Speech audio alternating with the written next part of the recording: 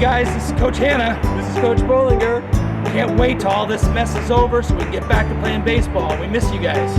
And we want you guys to know that your parents may be going through a little bit of a harder time right now.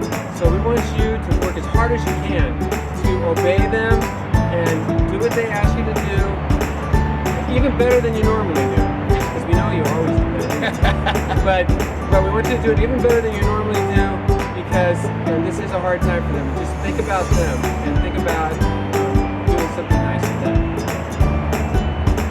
So we wanted to just go over a short batting instruction so that it's something you could practice while you're at home on this off time.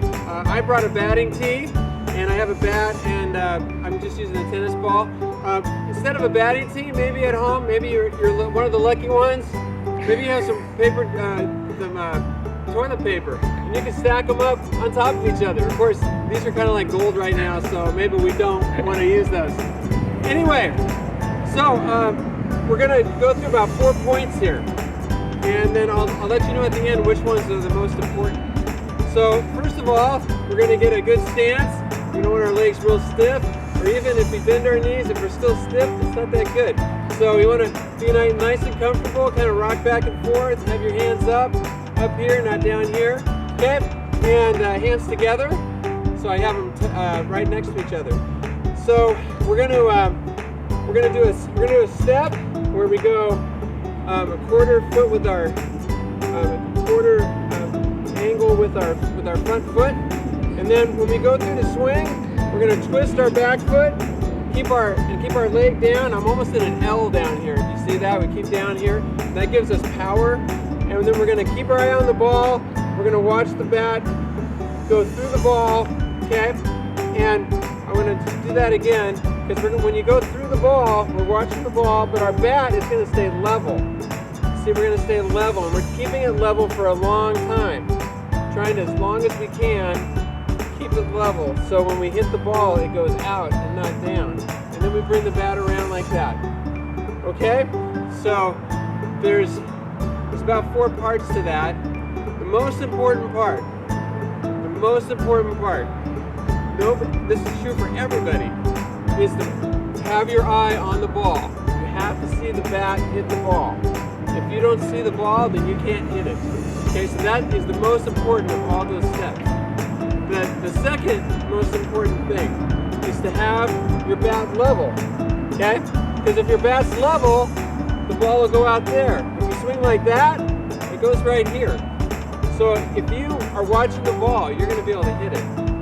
And if you have a bat level, you'll actually be a good hitter because you'll hit the ball out there. Now, the third most important thing is going to make you a great hitter, and that's your feet. So once again, we step like a little quarter turn, just a little step.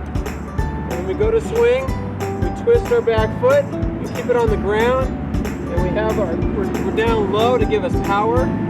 And we go through the ball and we'll hit it really hard. And that's gonna make us a great hitter. And the last thing, the fourth most important thing, is our original stance, and that's gonna make us an amazing hitter.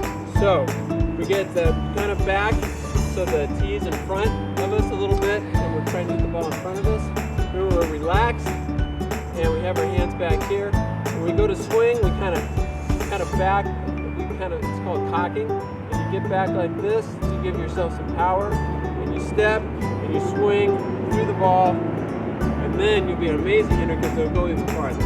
So when you go to practice, don't try to work on all 4 things at the same time. Just go out and stress one thing. We're going to watch the ball. We're going to have our hands together. Or we're going to be twisting our back foot and keeping our back foot down. Just work on one thing at a time when you go out there, and then that'll also help you to develop all the skills.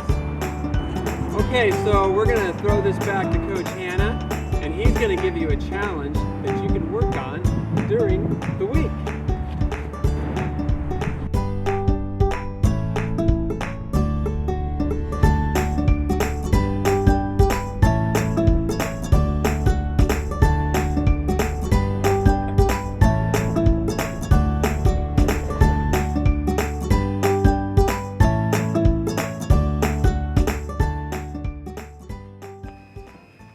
Hi guys, I hope you're all doing really good.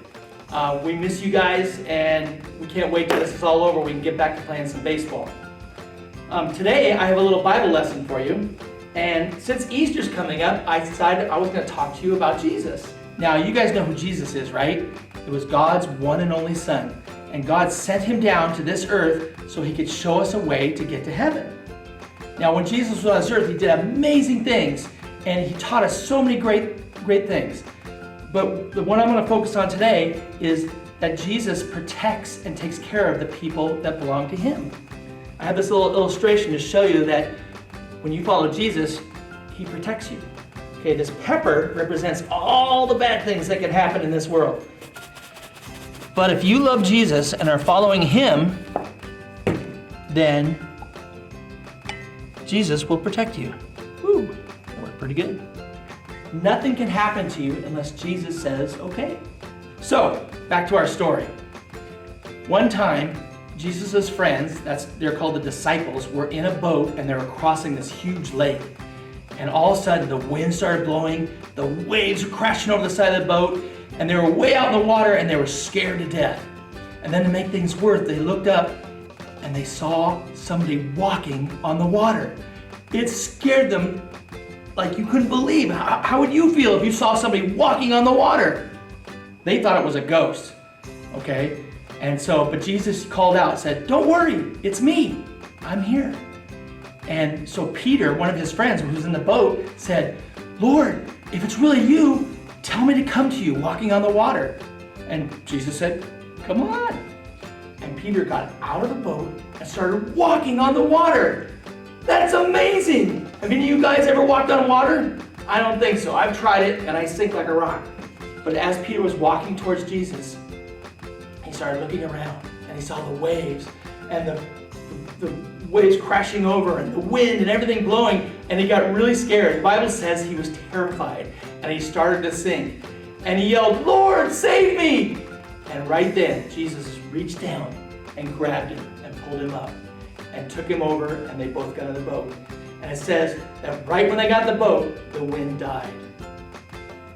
You know, there's a lot of scary stuff that happens in this world. But if you put your trust in Jesus, he will take care of you. Okay, listen to this verse from Psalms. The righteous person faces many troubles, but the Lord comes to the rescue each time.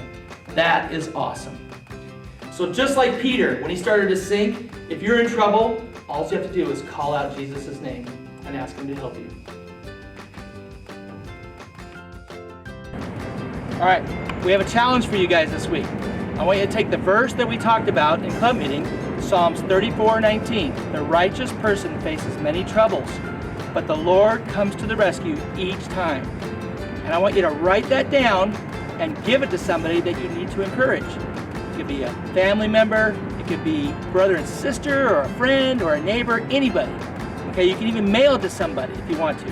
Just get your mom or dad to help you find the verse in the Bible, and then write it down on a note and give it to somebody.